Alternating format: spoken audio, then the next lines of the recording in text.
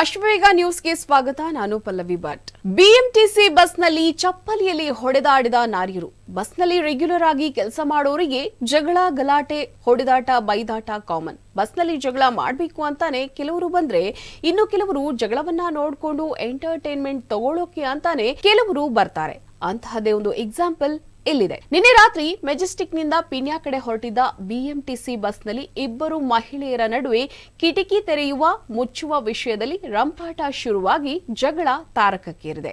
ಯಾಕೆ ಹೀಗೆ ಹೇಳ್ತಾ ಇದ್ದೀನಿ ಅಂತಂದ್ರೆ, ಕಿತ್ತಾಡ್ತಾ ಇದ್ದ ಮಹಿಳೆಯರು ಚಪ್ಪಲಿಗಳಿಂದ ಹೊಡೆದಾಡಿಕೊಂಡಿದ್ದಾರೆ. ಹೌದು, ನಮಗೆಲ್ಲ ಗೊತ್ತಿರೋ ಹಾಗೆ ಸಿದ್ದರಾಮಯ್ಯ ಸರ್ಕಾರ ಶಕ್ತಿ ಯೋಜನೆ ಜಾರಿಗೊಳಿಸಿದ ಮೇಲೆ ಬಸ್ಗಳಲ್ಲಿ ಸ್ತ್ರೀಯರ ಓಡಾಟ ಹೆಚ್ಚಾಗಿದೆ.